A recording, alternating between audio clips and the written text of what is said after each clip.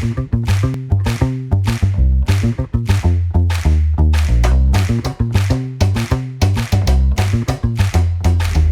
in the morning till now and yesterday, many of you heard about lots of tactical things that you can do today, tomorrow, get value.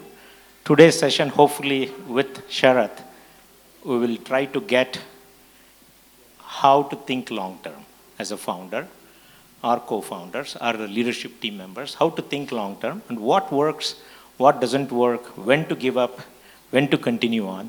So that's part of the grit stories. So we'll get started.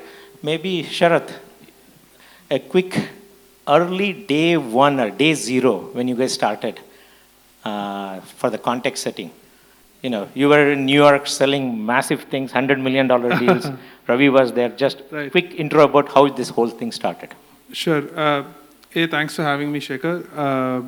We've been partners with Accel for over a decade. I've met Shekhar almost in 2012, 2013.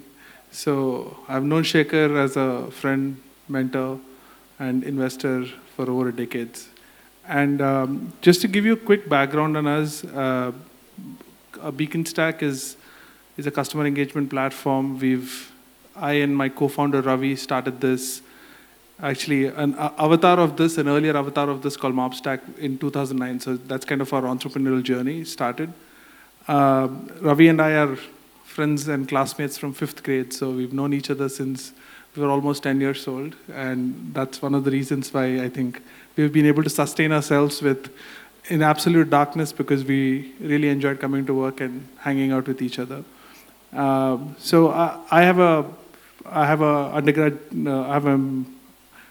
gone to IIT Madras for my engineering, went to the US, was an investment banker. Ravi has a pretty similar trajectory. He was also an IIT Madras classmate. Then was a technologist, did a master's, was also in New York, always excited about building products. And both of us were very foolishly romantic about the idea of building a global product company out of India before we knew what it takes and how hard it is to actually build a company, because neither of us really came from a business background. We were both standard, typical middle-class families. Never knew what it was to build business, and moved back in 2009 and 2010, and that's kind of where we started. Ravi was married, so I got the short end of the stick. So one room was where I slept, and the other room was where our office was, and we were pivoting with ideas. That's good. That's good. So just at the founding early meetings with Sharat and Ravi. So that was me starting my career as well as a venture capitalist. I had done a lot of homework. I'd done a lot of reading about what VCs do, because I'd never invested before that other than some angel investments. I joined Accel, and this was the very first check I wrote before I joined Accel. Accel said, hey, we need to test you, work for us for free for 1 year. So I was there, and I had met Sharat and Ravi, and I said, hey, this looks interesting. They were doing some plugins for WordPress or something, mobile or WordPress, some area. But amazing team, product, global experience, want to build for global markets. And I was bent upon at that time, I don't want to do India markets. I want to do global companies coming out of India. Other than Zoho, then Wipro, Infosys, TCS, not many examples were there. So this was my first foray into, this is the Accel's first fund. Before it was another fund, the Accel bought. So it's Accel's first fund where we invested with Sharat and Ravi.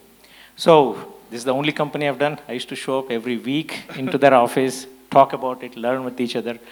But for these things, now from there to here, I don't think we can do justice in a half an hour of the ups, downs, and everything that has gone through. So we'll try to shorten that and kind of see some takeaways in this conversation, because that will be a book, hopefully when he does IPO, yeah? Thank you. So quickly, Sharat, how many ideas you have tested, and why you said, I'm not going to do this, Shekhar, I want to do something else? These are the two broad questions, because you tested a lot of ideas. So that's a very good question, and I think it's as they say, hindsight is 20/20, right? So Obviously, now sitting on stage, it's very easy to make it sound like I had a premonition, but most of it is because you start thinking in a very iterative manner. And I think the first question is, we struggled. I mean, just to give you a context on how much we have struggled, we started in 2009, 2010. We raised a first round of series from when Shekhar joined, I think 2012, 11 or 12, I think. And we totally we raised about $3 million over the last 10 years till 2023. So we raised $3 million from 2009 to 2023, and 2023 we raised $25 million. We're a profitable company, etc. So I know a thing or two about not burning money or keeping the lights on, as they say. And that's kind of what we focused on. Again, we iterated through multiple products. We started with the idea, and obviously the first 3 or 4 years was mostly, again, Shekhar is very kind and extremely curious and extremely modest. And that's one of the things I think we got it right the first time around, which is we had the right partner and right investors. He was very patient. He was helping us trying to figure it out. And he was very curious to understand how we were trying to build it rather than be prescriptive about this is what you should do. Also, I think we should give some context. SaaS was not such a big thing. It was tech companies, product companies, et cetera, et cetera. That's the way we thought about it. And our learning was more, the first 3-4 years was more about, we kind of finding our footing. And I think the big lessons we learned there was, both Ravi and I were very excited. We obviously had done reasonably well till then in our careers, in our education, etc. So we had this hubris about, we know exactly what the world needs and we're going to deliver it, right? There's a very famous Henry Ford quote which says that, if I asked my customers, they would have asked for faster horses. They would have not asked for a car. And so we had that. I had actually a slide like that, which I wanted to show to investors when they asked, did you know your market? Do you know your customer, etc. So that's kind of where we were. I think 3-4 years it took us to learn that you have to be passionate about your product, but you have to be more passionate about your problem. And we kind of moved our lenses from being very product focused to being very problem focused. But again, that's not an epiphany that happened overnight. It took us 4 or 5 years to get there.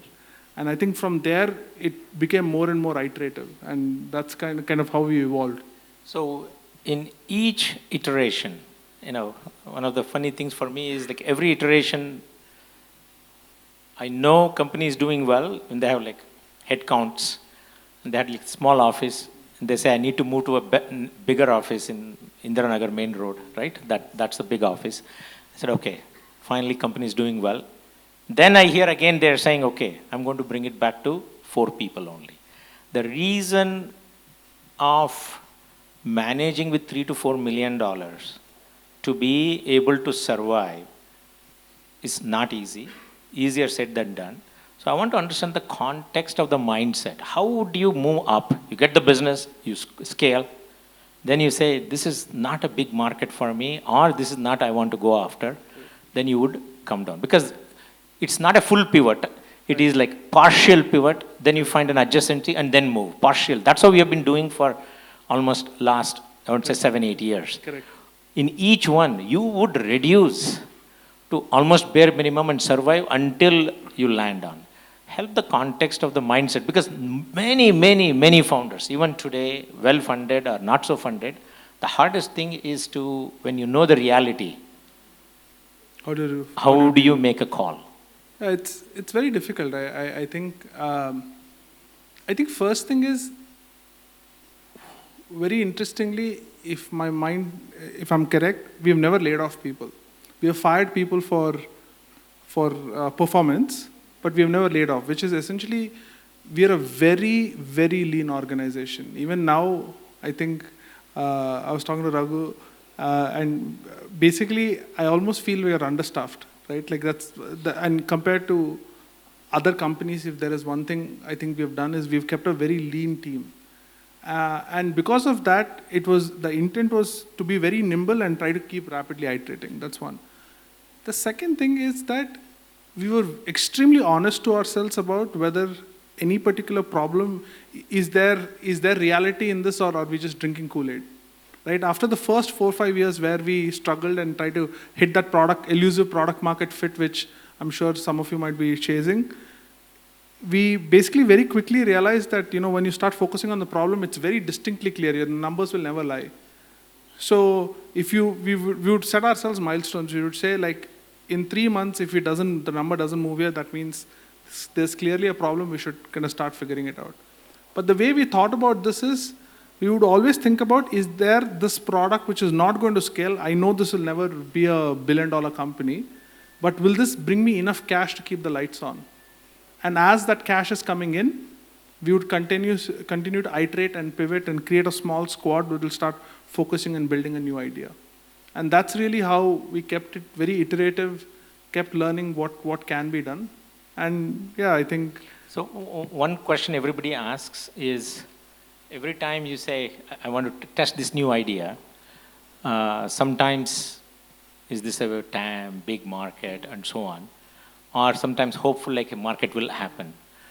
When you are doing these things, how easy, difficult to predict where the markets are going to be?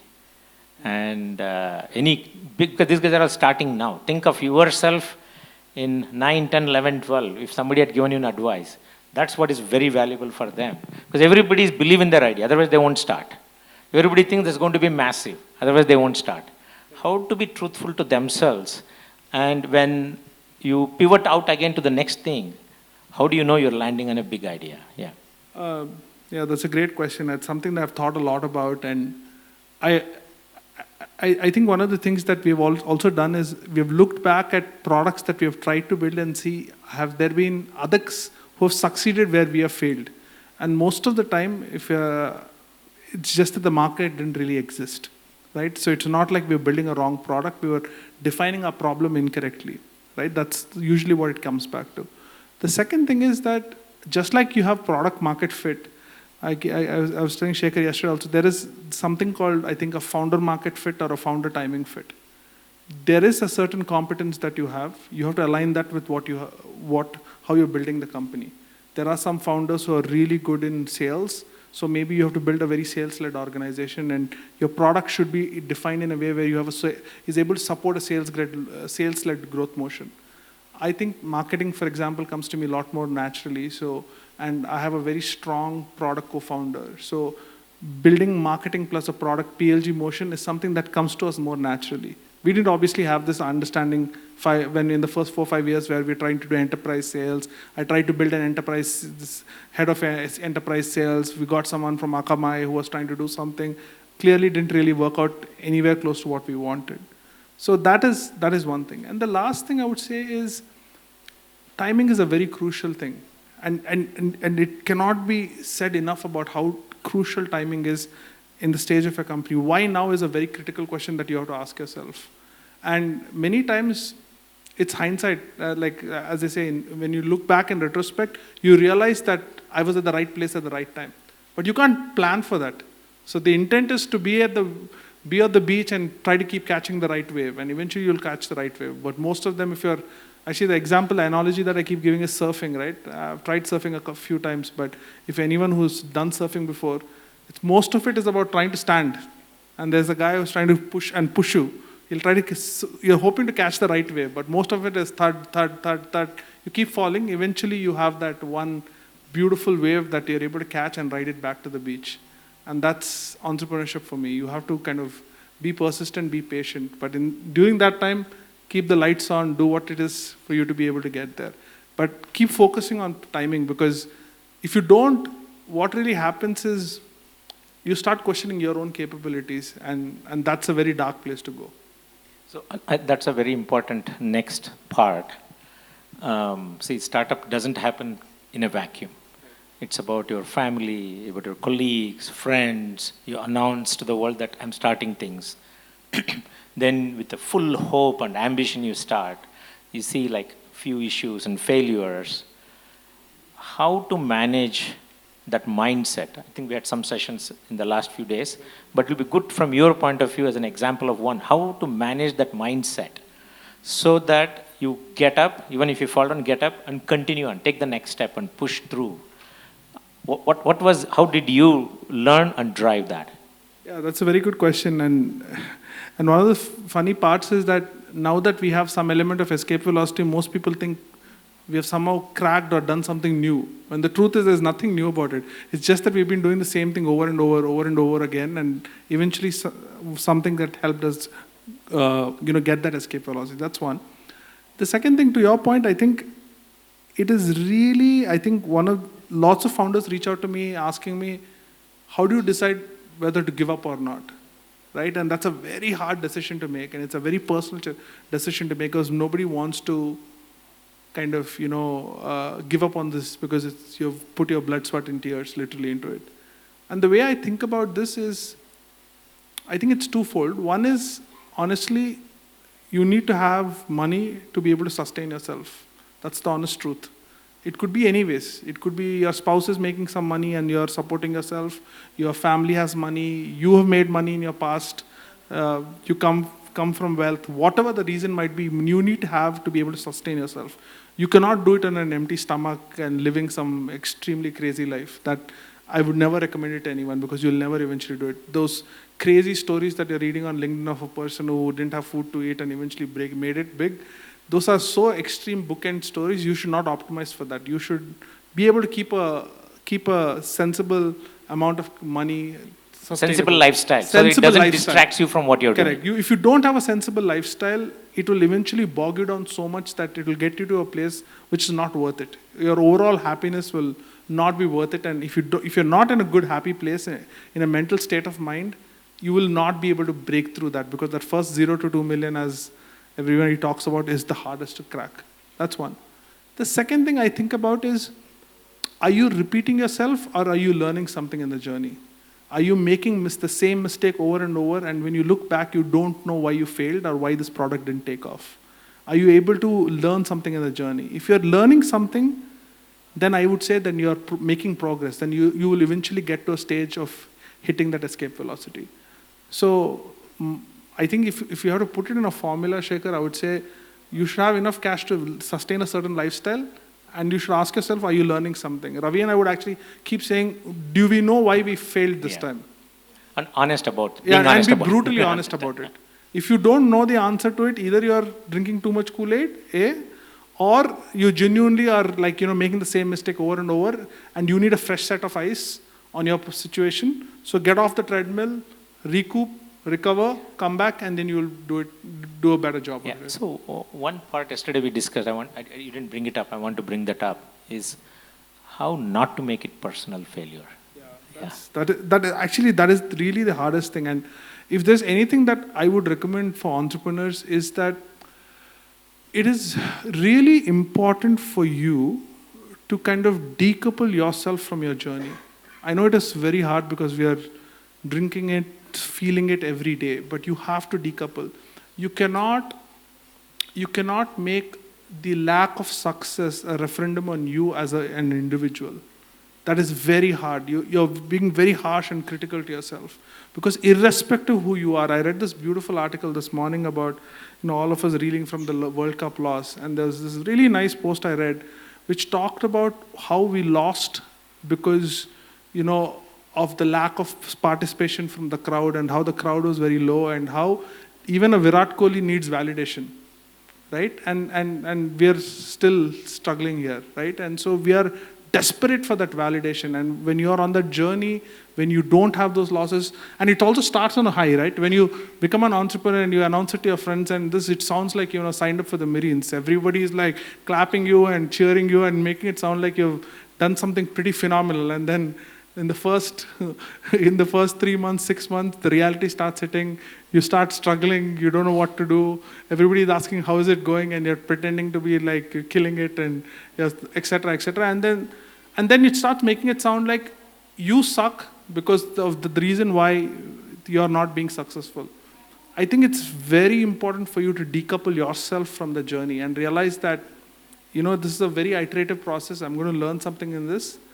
And realize that the reason for failure is not me. It is product, it's market, it's timing, it is several things. And there is this confluence of factors that are playing a role in your success and not make yourself the referendum on that. Once you do that, it's very hard. I know that it's extremely hard because you're in a tunnel and you don't know what is going to come out on the other side. But once you start realizing like that, you will be able to enjoy the journey on the worst days, which there will be a lot of.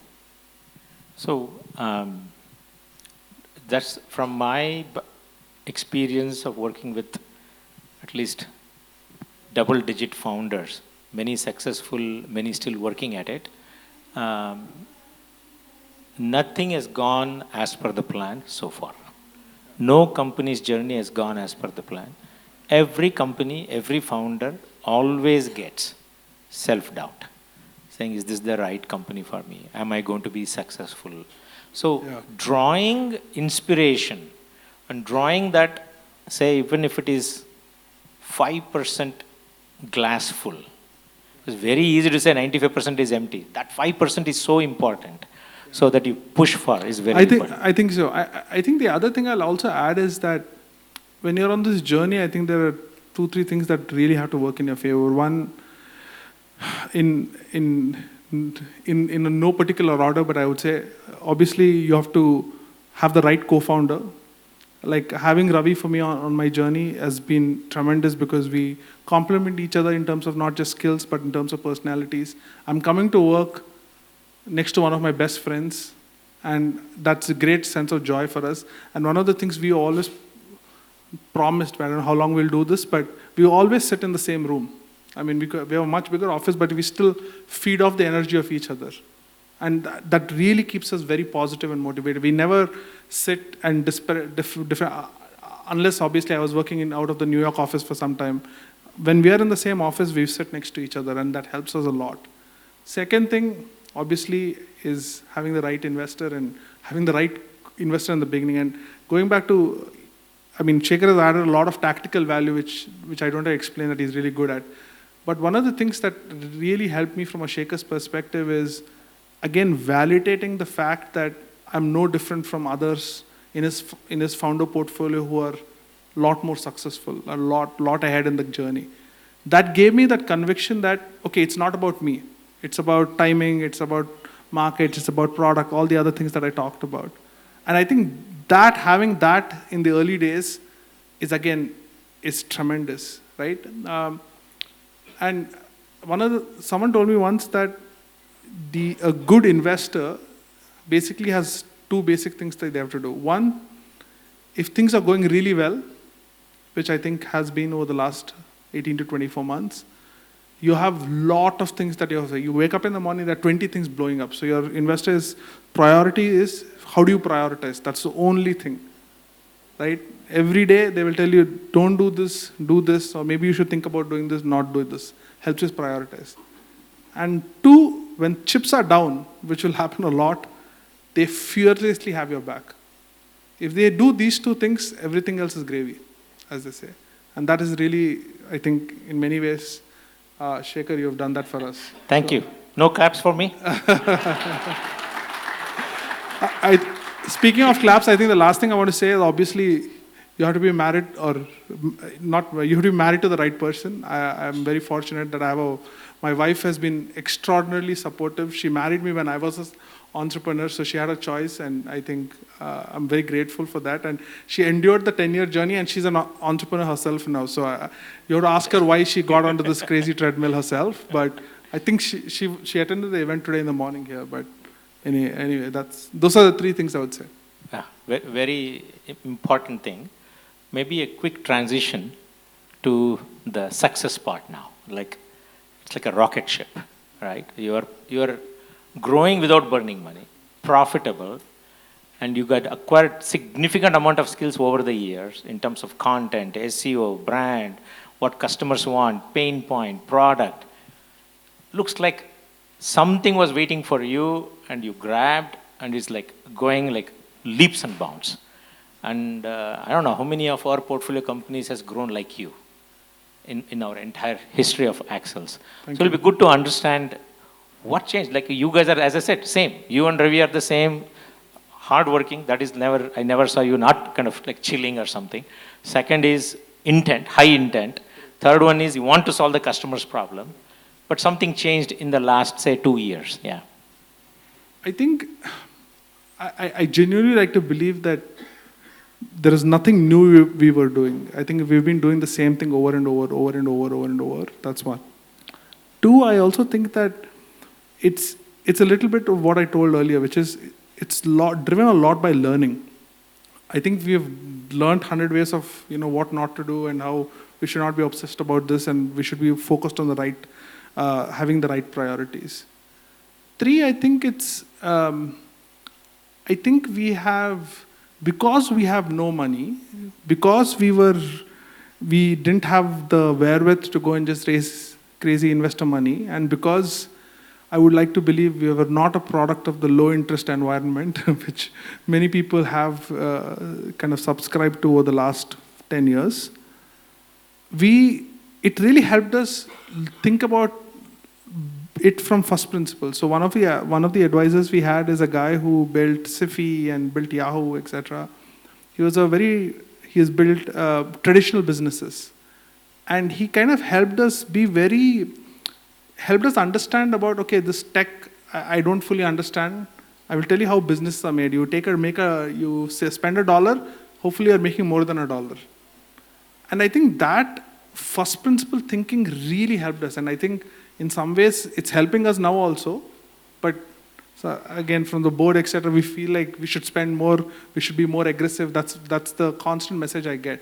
But I think that's something that really helped us. And a lot of founders who I talk to, I strongly encourage them that either on your panel of advisors or on your board, you should have people who have built traditional businesses. We in tech tend to look down on people who are doing dhanda because you feel like we are like doing cool SaaS, AI, all the other cool acronyms. But people who have built real traditional businesses, they really know what it is to build a business. And being surrounded by them, I think, is you're not in an echo chamber. Otherwise, everyone here, I'm sure most of you spend the entire day here, everybody's speaking the same speak. It's time for you to kind of broaden your horizons. Very good. So just, like the surprise for us, these guys have killed it. Now, one of the fastest growing company in the QR code, the platform for enterprises, mid-market, across the globe. And the surprising for me is like they said, we don't want to raise any money because they're profitable, throwing cash and growing. And I used to say, okay, now this is your opportunity, go and clean up the market. My famous thing is gobble up, remove oxygen for everybody. When you see that, you have to double down, triple down like anything. But they didn't want to raise, but inbound happened. And the person was like a significant number of inbounds. Even now he gets lots of those requests. So he has more money than he can spend now. So, but having said that, should we open up for questions? Yeah? Absolutely. Okay. Any question related to grid, startup, co-founder, anything else? Because he has seen lots of things. I also can add value. What not to do? I have a question for you, Shekhar. Oh, okay. How did you end your 10 years, considering how VCs are obsessed about 3 years, It's a great question. 7-year cycles? Okay. So, since I came from the operating startup background, I was part of 2 startups. One was sold for 220 million. The second one was 270 million, both in the valley. I had seen the ups and downs in the valley. The valley culture is, if it is not working, shut it down. Because there is a value of time. But the shutting down decision is made by usually the founders. And sometimes we see investors forcing, which goes bad. In the sense, shut down, return the money, and so on. So when I came here, if founders are willing to work and willing to continue, and I'm here to support them, and nobody knows, because we're in the prediction of future business. Actually, startups, VCs are in the prediction of future business. Nobody can predict the future. We can give a directional sense.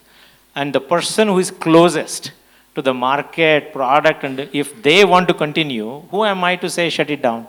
So my always has been to support the team, because they are not irrational at all in the whole conversation. It has been rational conversations every time. Market happens, market doesn't happen. Suddenly it disappears. What do I do? I'm not able to get enough customers. Pain points are not there. So we converse and they want to do something else, go for it. So that has been my journey, and this is, I think at least I have 4 companies which have gone through this and eventually taken off. Yeah, I also think Shekhar has multiple times come to me and Ravi and said, look, I like you guys.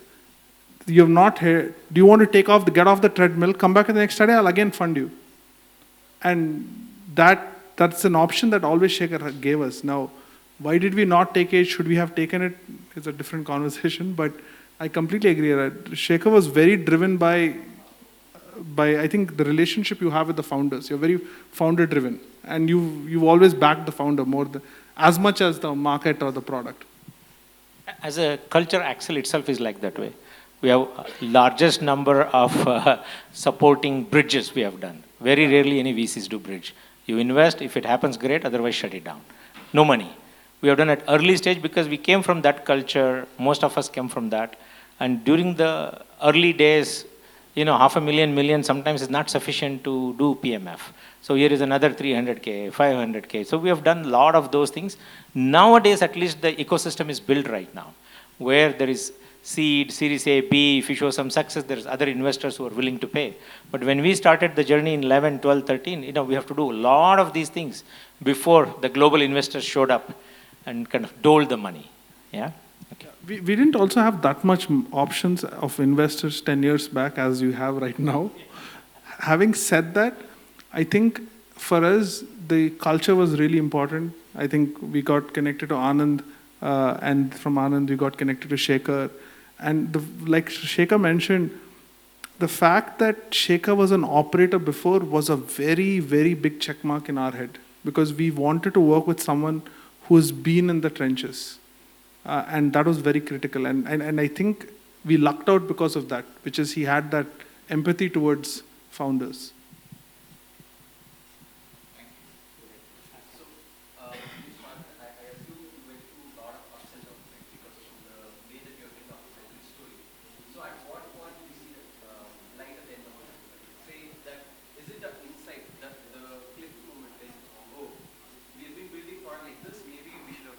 Particular market segment, or did the environment has changed? Maybe the QR code thing came up because of the mobile smartphone adoption, or is it the market change, the environment change, or is it your insight? Maybe we were going for a wrong customer. I'm curious, in your case, what was the moment that changed things? So I think one thing you should add there is some of the false positives you saw with the beacons. See, beacons was a phenomenal success for you, but you guys figured out it's not good, so it'll be good for him to understand. Yeah, that's true. So 2 things. One I would add is that it's never a silver bullet moment.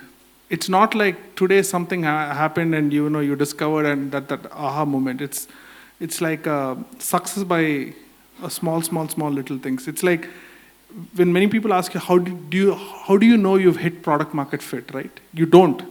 When you stop asking that question, that means it is. If you're asking that question, odds are you've not hit it, right? Like, for example, I'm giving updates to Shekhar every month or something, and we're asking these questions about product market fit. Suddenly you realize, last 3 months we've not talked about product market fit. We've talked about GTM, we're talking about acceleration, we're talking about growth, we're talking about expansion, we're talking about something else. So that's one thing, which is it never happens like like that. That's one. The second thing is, I think there are macro moments. Like I said, timing is a very crucial thing. So COVID helped us. We're one of the few companies which helped. There was a shift in the way people consume content, so that happened. Third is what Shekhar just mentioned, which is going back to my earlier point about being problem focused rather than technology. We created a stack, and the reason we call it Beaconstac is we originally started this with the idea of our larger vision was we had to connect the physical and digital. To connect the physical and digital, we believed that the easiest way to be able to do that is the Bluetooth beacon technology. We built it. We got to almost about $1 million in ARR, but the churn was like 40%. Super fast growing. But super fast growing, completely flying off the thing. Again, we were the fastest growing that beacon-based technology. We hit $1 million in ARR. But if you look at the numbers, there were 40% churn. Most of them were like complaining, whining, things that you will not see on the surface of it, because if you look at NPS scores, you look at churn, it's terrible. So you know you're driving a very fast car which is going to run into the wall very soon. So that's when you kind of make the decision saying, look, this is not tenable. This is not $1 billion company or a large company, a successful company. But the love for the problem that we are trying to solve is very evident in the customers. So what are the other technologies that can deliver the same use case that we can do? So then we said, look, on mobile, there are QR codes, there's NFC, there are so many other things. And we kind of expanded our stack to cater to this. And when we did that, and the way we did that is very interesting, and which is a lot of it is based on search engine volumes. If you look at search volumes, there's a very strong indicator that gives you a sense of, are people excited about this or not? It's a good way to find out early indicators of, is there a market in this or are people searching for something like this? And we realized there was like 20 times, 30 times the traffic that people are searching for that beacon technology. And then we doubled down on that, and that helped us get our early seeds. Again, it started generating cash, and then COVID happened. COVID basically gave us some macro factors. Then that's when you look back, you realize hindsight, you were at the right place at the right time. It's the whole catching the wave. And that's really how it kind of took off. How many pivots have you had, Sharat? Oh, In your entire journey? there's so many. What's the count? I would say, if I remember, Four. And every one of them are fundable ideas, by the way. Yeah. Every one pivot he did, he presented, massive idea, let's go for it. His first idea, which even today you would have said yes, is, Shekhar, every website has to be seen on mobile. Everybody agrees. Nobody knows how to make website mobile friendly. Yes. Here is the simplest way I will make. You use Mobstack. It converts a regular website to mobile friendly website, automated way, and I will do that. I was blown away. This is phenomenal use case. Everybody needs it. Everybody is spending. We launched the product. We got lots of media companies and customers. Yeah, if you've read news for the first time on a mobile site in India, odds are it was powered by us. We made peanuts. We made no money. No newspaper was ready to pay us anything worthwhile. But those are lessons you learn from being in the trenches, right? Publishing was bleeding. Media was not really making money. Mobile was very new and exciting for them. So there were so many macro I'll tell you where it was. That was a timing issue. He started early. Usage was high. Usage was high. But on the mobile, nobody had figured out how to make money, add money yet. There was not enough money on the mobile. If you don't make money, they don't make money. So the idea was right. Timing was a bit early. They should have slowed down for ages and built this stuff. But then this React and other things started showing up. So the same problem was solved, but it was solved from the developer end. They didn't need an external entity. Right? And that's kind of what I mean by putting the right lenses. Maybe we could have sustained ourselves and built something else and iterated to developer, but that's not our DNA again. And that's the reason why we didn't.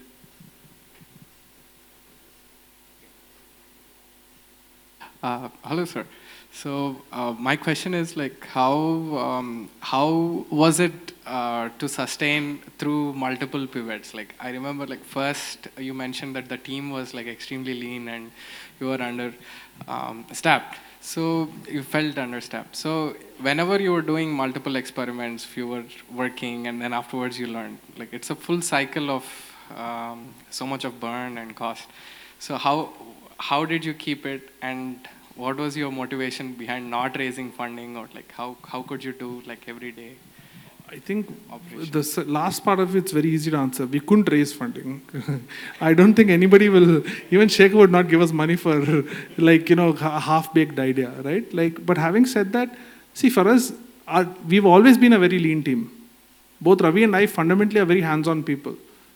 Even the November board meeting, Shekhar's intent is you have not staffed, you don't have VP of engineering, you don't have VP of marketing. And that's the truth, which is, I think we're learning this the hard way right now, that we need to get more people.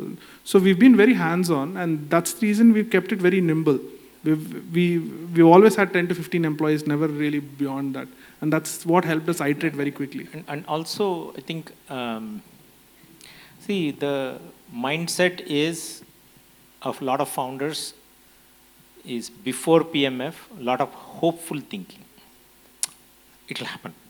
So they hire unnecessarily extra people that will happen. When it doesn't happen, pulling a string to say it's not happening and therefore I need to reduce the cost. Because see, PMF is not under your control. You need time advantage. But if your time is running out, then companies at the back, you are at the back, and like you're constantly thinking about that part. So you want whatever money one has raised, you have to take advantage of that until you get some customers who love the product, who wants to use it. And there is a repeat of that kind of customers. And some of the investors think it's a good idea and good problem to solve. Once that happens, you can add. But typically what I have seen is people first go and hire people and sell the idea. Because you need a minimum team, obviously. But when it goes out of sync is the challenge. Yeah, I also think that 0 to 1, I think, has to be done by the founders on all fronts. Like as in, if you're building the product, 0 to 1 you have done, you got your first 4-5 sales, you're doing 0 to 1 sales. And then you feel like, oh, support, customer success, everything else, I'll just ramp up the team. It usually tends to break. You do 0 to 1 on customer success, you do 0 to 1 in PLG, you do 0 to 1 in, that will really help you kind of map out every functionality. And also, I think the most important thing as a founder, you should feel like if tomorrow someone leaves or I have to fire someone, I will jump in, I can drive it, nothing will happen. And that's the confidence you should always have.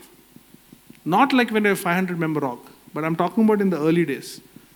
Ravi and I have absolute confidence, maybe now a little less, but still, that if push comes to shove, Ravi will be all hands on deck.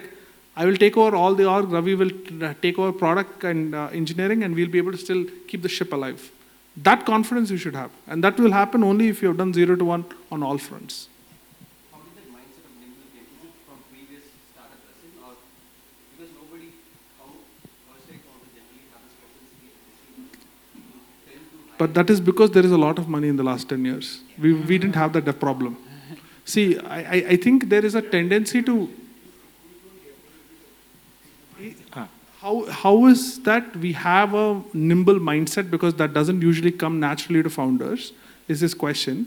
And I was saying that that's because there was not that much money to begin with a decade ago. That's one. And I only mean it half jokingly, because I personally feel, and I personally feel that in some cases the abundance money is really bad for the overall ecosystem. I mean, you have a tendency to worship false gods, people who have just raised a truckload of money. And that's unfortunately becomes the only parameter on which you're gauged, because everybody's writing about you and suddenly you feel there's a some sense of you've essentially arrived. And that sets all things in place. Yeah, so the other thing is also, at least if you do correlation between amount of money before PMF, the companies that have done well are less money. If pre-PMF, 2 people, you give 4 or 5 million, most likely it's a hard thing for them to succeed, especially because they don't know how to prioritize. More money, they will say, I'll try this, this business belongs to me. Like a real estate guy saying, entire Koramangala belongs to me, versus selling one site, right? That way, like everything belongs to me. And I have a friend who knows this, I will do D2C brand, I will do e-commerce, I will do SaaS. So people go and do these small projects, multiple bets. And instead of getting the PMF in one thing, but you do need money, once you have a PMF, you need to change the trajectory. That mindset has to shift. And if you don't shift, you'll also lose the game. There are enough examples in the market. So it's very important to be very focused, and less money focuses you on the most essential things. Otherwise, you do everything for everybody. Yeah. Also, I think we've been extremely deliberate. If there's one thing that we have done really well, and I can pat myself, is the way we've hired people. I mean, if you look at the thing I'm most proud about, and if I'm having a very shitty day, I look at my glass door. Because I just feel like, I mean, not now. Even like when we had nothing and we had no NPS, we had no money in the bank, we had nothing, I would look at the Glassdoor. And our Glassdoor was very heartwarming, because we felt like we were creating impact, because we are hiring all these people who really genuinely loved working with us. When we still had no vision, no purpose, because we're still trying to iterate. So I think being very deliberate about how we hired, kept it, kept us very nimble. We were able to hire people who were able to do 3 people's work, or so I think. Yeah. Can I go ahead? I also wanted to ask. So I wanted to ask, as you said that Beacon also went to like an ARR of 1 million or something. So like after you reach 1 million, how easy it is to see that it will not grow further? Because when you're just starting out, 1 million seems like a milestone where you'll say that, this is where I hit PMF, or, one could say not rightly, but wrongly so that It's very hard. So, and do you think that it's possible when you're starting out to see that this won't scale beyond 1 million or so in ARR, or do you think that is something you realize after you go there, that this is potentially? So I think there are different kinds of entrepreneurship, right? So there is nothing wrong with if you want to build a 10 million ARR company and you're very happy with that. I think it's not venture fundable, if I can speak for Shekhar. But you can build a small. There are a lot of bootstrap companies doing 5 million. That person is putting 4 million into his pocket. Fantastic, it works for them. For us, we wanted to build a world-class company, so on and so forth. Our ambitions were we want to build a large company. We want to create impact. That was our vision. We wanted to build a venture-funded company. So starting small didn't make sense. 2, which is the part that you talked about, which is it is very hard. It is extremely hard to come to the realization that what you have, and just because the product is flying off the roof doesn't mean this is not going to scale eventually. Because it's very obvious. That's kind of where your customers keep you extremely honest, right? You talk to a customer, that customer will tell you in that many words, this doesn't make sense to me. And for us, it was very clear. What was happening at that time is Beacon was a modern tech, what I call it as not a red ocean, blue ocean idea. Everybody's talking about Beacon, everybody talking about using this. You walk in through the store, I tell you, you spend 10 minutes in front of a jeans section, and your wife spent on the jewelry section, and retail are all talking about it. Finally, I'm digitizing my physical stores. I don't know how many conversations we had about all these things. They got one, which is that, museum. Yeah. They got museum customer, retail customers is looking like awesome. And I do the math inside how many museums in the world, multiply by $50,000, Sharat has arrived. It doesn't work. Nothing translated. But if you're very close to the customer, right, and that's kind of where you have to be sure that, if I had the right person that would solve the problem, is how you can fool yourself. And you think I think the biggest one was people weren't willing to switch on Bluetooth at that time. Yeah. If there is no Bluetooth, your data goes away. This is before headsets. And Bluetooth used to suck battery power. So again, timing is another question. Will Beacon today, if somebody launches, will it go up? Potentially. But there were many elements it didn't enable it. Yeah. Absolutely. So timing is a theme that comes over and over and over and over. And I think you should be cognizant of it. And why now? The idea that you're looking, why is today or this phase a really important reason why you're going to succeed? Thank you so much. Yeah, go ahead. Okay, we can continue on? Yeah. Our time is running. So guys, officially we are closed, but we can continue on as much as you want. Okay. So because we have no restrictions. Okay, wonderful. Just remember, as long as there are questions, we'll be here. Please, Sharat has to go. So as you're Stand up, Stand up, it's very small. You don't need the mic. No, they want to record. Oh, okay, sorry. Go ahead. So as you're pivoting, do you continue to support your previous customers? Yeah, absolutely. That's how that keeps the lights on, right?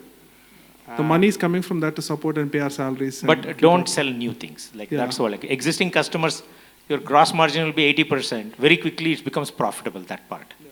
You are not sending sales, marketing, anything else on that. Only support and do product, whatever it is. Whatever they're asking minor, just get away. Use that money to build the other things. See, the thing also about traction, right? Are all of you B2B or B2C also is here? Or mostly B2B, right? So that's a good, the thing about B2B is beautiful. The best part about B2B is you can't buy traction. You can't say, I'll give you a gulab jamun free with your biryani, or I'll give you 100 rupees off. You can't do anything like that. I could give my product off free, nobody will buy it, right? So you can never fool yourself in B2B. SaaS that's the beauty. If you've hit revenue, you have hit revenue. Not because you have some weird way of calculating that there's revenue plus biryani minus gulab jamun. No, it doesn't work like that. So that's really good. And that's the point. As cash is coming in, we were able to keep ourselves alive. And looking back 15 years, are you happy? I'm happy. I'm very happy. There is, I think the short answer is yes. Obviously, once you cross 40, you tend to start reflecting back a lot more. But I think the entrepreneurial journey, if someone had told me right at the beginning that this is going to take 10 years for you to get a sense for what it is to build a company, I think I would have been a lot happier building it. Right? Today, on an absolute scale, yes, I'm happy because obviously there are a lot of things. I live in a slightly bigger house and I drive a better car than I did 5 years ago. But I think the lows would have been a lot better if I knew that this is going to take a decade. And like I talked about earlier, it is really, really important to decouple yourself from your journey. That is really crucial. Once you do that, it becomes a lot more exciting. So thank you so much. It is super inspirational to hear. There are 3 of us. We are just like literally 4 months into our journey or 3 months into our journey. Awesome.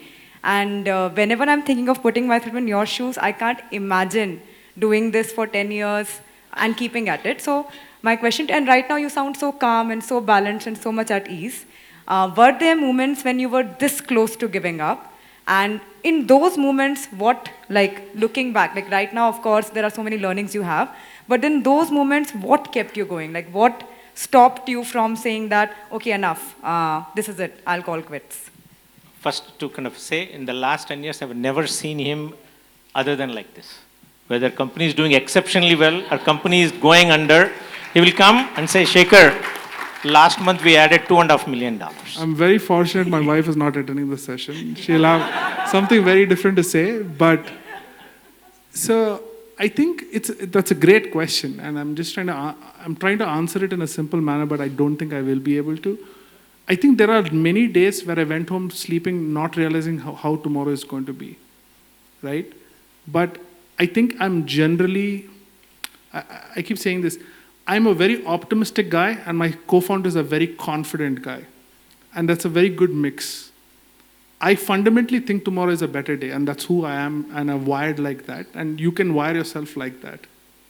My co-founder feels like we are the best people equipped to do anything.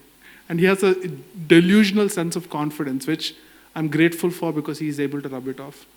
If you have co-founders who can combine this confidence and this sense of optimism, you'll keep doing it. And I think you have to keep believing in yourself. As long as, like I said earlier, you feel you're learning, and if you will usually learn in the journey, unless you're really isolated, and you're able to sustain a reasonable amount of lifestyle.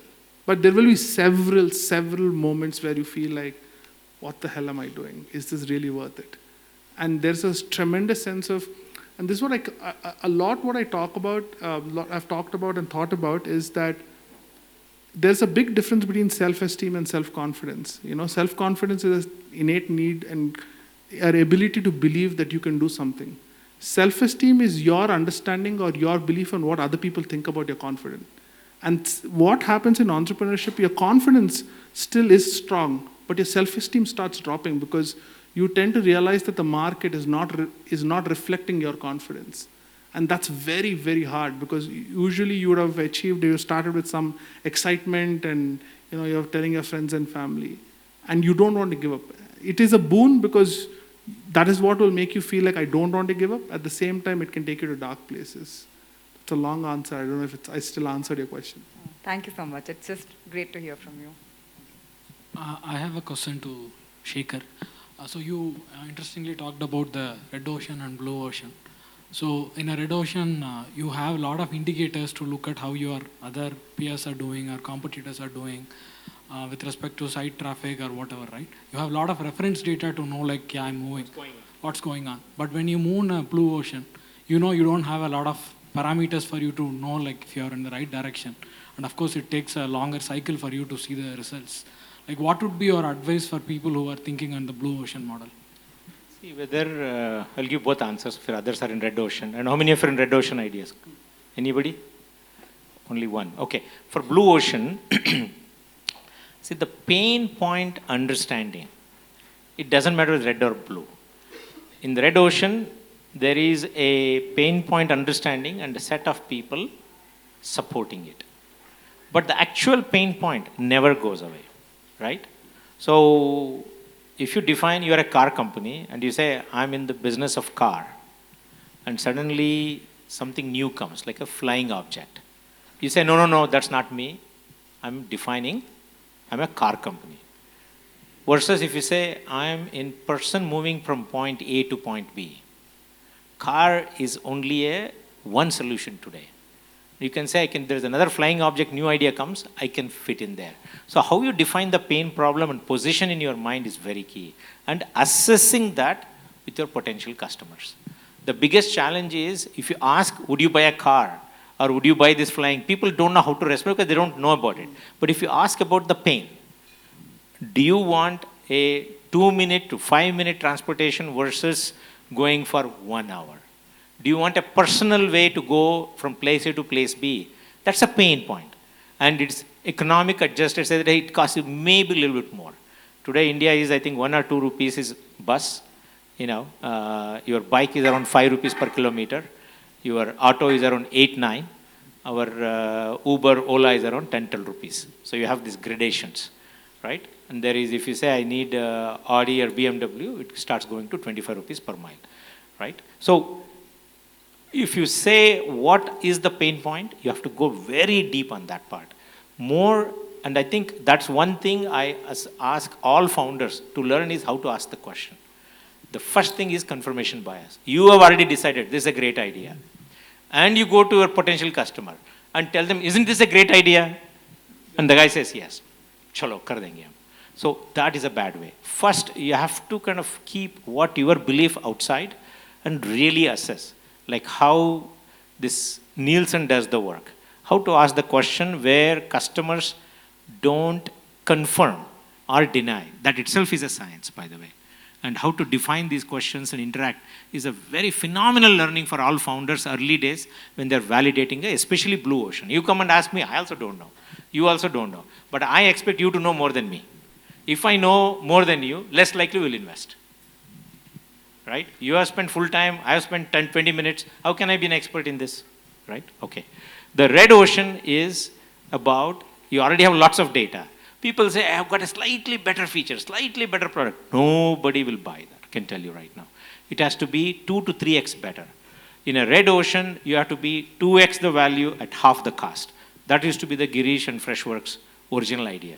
We said, we'll price it low, super product, we give it away for free, 2x the value at half the cost is 4x value driven. And I do this, I don't say it publicly, but I do that, people will figure out. People will see the price comparison. We used to have 5 pricing in the early days. And Girish was so good, he used to say, Shekhar, everybody will buy 4th one. The 5th one, he says, is anchor people to buy the 4th one. That all that psychology thinking, where did he get it? He had built this product before. He knew how people buy it. He applied that part. That's the skill, as if he's done 4 startups, right? He had done previous some company, he picked from there and did it. So knowing about this in red ocean, about what value I can send, so people are willing to change. Versus in blue ocean, can you get the pain point and get it right? So we'll maybe take one last question as time's up. Okay. Hey, hi. So you talked a bit about hiring these and assembling this brilliant team, right? So how did you go about hiring them and retaining them when you're doing these pivots and then, or just starting out maybe just with an idea and then some VC money? So how do you go about hiring and retaining them? And maybe also you can talk about when do you decide to fire somebody? Yeah, so I think in terms of hiring, the trick or whatever is that we are extremely deliberate about the way we hire. So when it was Ravi and me working out of my other bedroom, even then we had this long document that we had both written, how do you hire the person and what are we looking for? so on and so forth, writing a job description, being extreme. We like when we had 10 employees, we had a recruiting manager. Even though we would hire one maybe employee every 6 months, we always followed a very immaculate process and discipline about where we hired, and we were very deliberate. And we have a process where 4 people interview every person, and every person gets 1 vote, and everybody can veto. There are many times I've been in a meeting where I want to hire a person, but someone else has vetoed it, and we still don't hire the person. So there's a tremendous sense of belonging and a tremendous sense of I participated in hiring this person, so that person has to work out. So there's a lot of ownership, and that made a big difference for us. That's one. I think 2, is that in terms of retaining, especially because we've had people now who've come from other companies, one of the things that I've been told is that, oh, we don't micromanage. And my philosophy always has been, you micromanage the process, not the person. Which is, I will not tell you how to do what has to be, but I will set we use Trello, we use Slack, we use Zoom, we use this. You have to. So everything has a process document, which I have written or Ravi has written. And we keep on obsessing about process. And you could do whatever you want in the guardrails of that particular process. And so people feel like they're making their own decisions, which I think has kept our retention very, very, very high. Firing? Firing is very hard for me personally. That's the honest truth. I think it comes a little more naturally to my co-founder. But every person in the company has a variable pay. It's not sales. 100% of our employees, all the 13 years when we had no product also, everybody has variable pay. And that variable pay is such that every quarter we have quarterly reviews. And we have done this quarterly reviews for 13 years right now, right? And when we had 4 people also, we had quarterly reviews. And if you get anything below 50% in quarterly, that one quarter, it's equivalent to what we call now PIP or whatever, right? So that's what. So if you get second time 50%, that means you have 30 days to leave. It's pretty straightforward. Guys, you want to continue? I have no problem. If it is helpful, you guys want to continue? See, right now we'll continue. Yeah. Okay. We'll continue. Okay.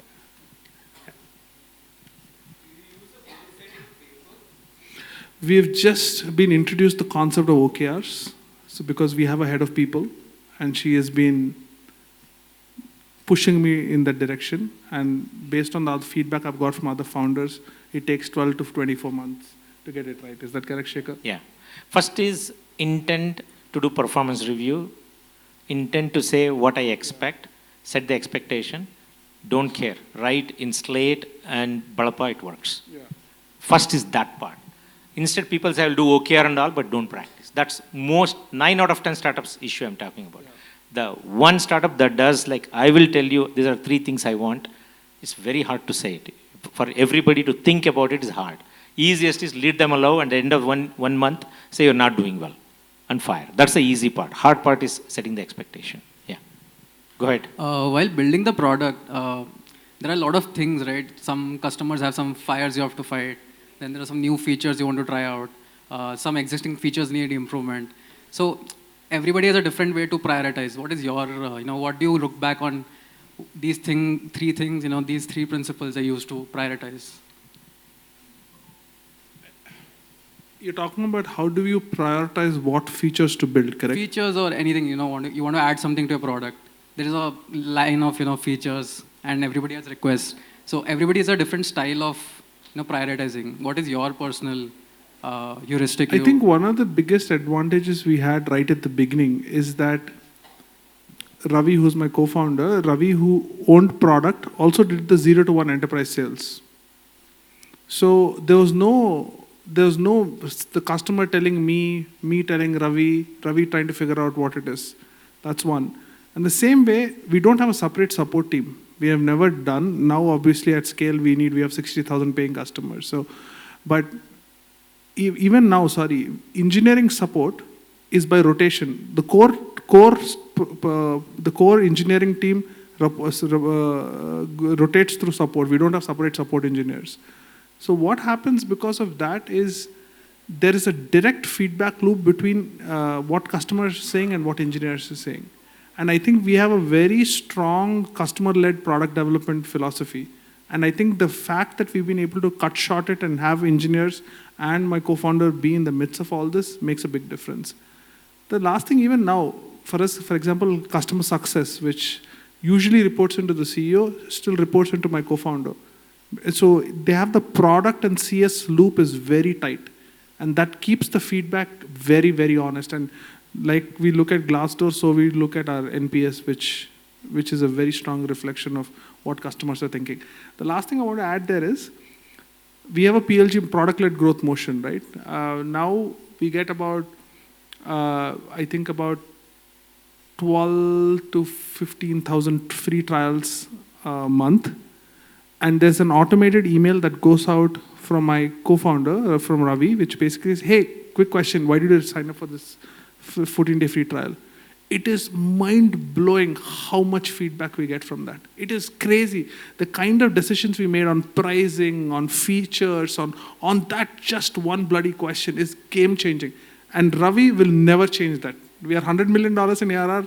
Ravi will still have that email going out from his inbox. People will respond to him, and he takes so many decisions off that.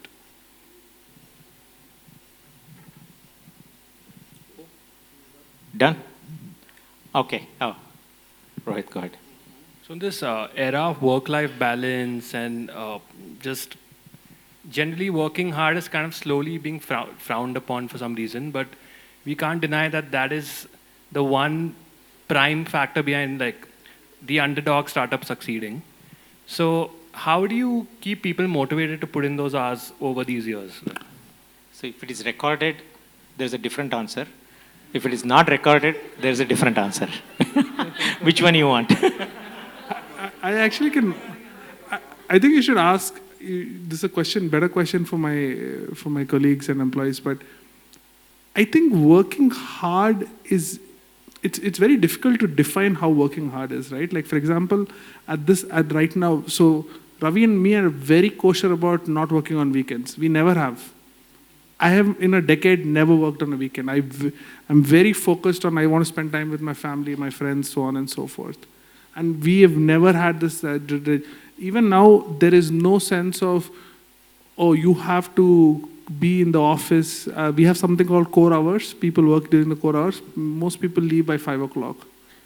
I think people misconstrue with the working hard with being in office. And that is because I think people tend to think that you have to be in office to do that. We, for example, have a hybrid work culture. We do not believe in office hours, as in how long you're in office is not a reflection. The most important thing is the work getting done, A. B is the work getting done in the timeline that's been proposed, right? So that is honestly the way we have defined it. Of course, now I'm at a stage where I'm not able to recognize a few employees. So it's getting harder, and we are trying to set processes in place. But I understand the question that you're asking me, but I don't think there's a direct answer to that. But the only way I'll do it is if you don't hire very motivated people, eventually it will start declining. If you have to set processes in place where you have to check whether the person is coming in at 9 o'clock or is leaving at 5 o'clock, then I think you're already slippery slope downwards. I think fundamentally whether people are accountable or they think like a job. Okay, I'm there, I do whatever hours you're asking me. After that, it's not me. Versus I'm accountable. If you're accountable, you'll be smart, you'll figure out, you care about it, you build and enjoy the process, and you learn about it, and that accountability is the hardest currency to have in employees. Because if you bring from large companies, you know, whether you do a job, whether you don't do a job, by the time they realize you're not doing is 12 months, right? So, whereas in startup, it's very quick. So, it's very important to have those who feel they're accountable for that role. They're responsible and empowered. Yeah, I think processes are very crucial. I think both Ravi and I are very process-oriented, so it's been very natural for us to come. That's one. Like I keep saying, micromanage the process, not the person. The second, like for example, we use Trello, which is our project management. We are obsessed with Trello. So our mantra is, if it's not on Trello, it's not been done. So if you ask someone like, has this been done? He'll say, where is it in Trello? If you can't answer, you're saying, I slacked it to you. It's like that doesn't work. So I think we are very regimental like that from a process standpoint. So we will wrap your knuckles if you basically break a process. But if you say, I did something wild and it broke something, it's okay. And I think that's the long-winded answer to your short question. Okay. Cool. Thank you. I hope it was useful. I want to acknowledge Raj as well. He's been a phenomenal third-time founder or fourth time? Second time? Third-time founder. He has been this journey, built companies in different categories, sold it. He has a lot more to offer if you guys want to ask him as well. He has gone through these ups and downs for a while. Thank you.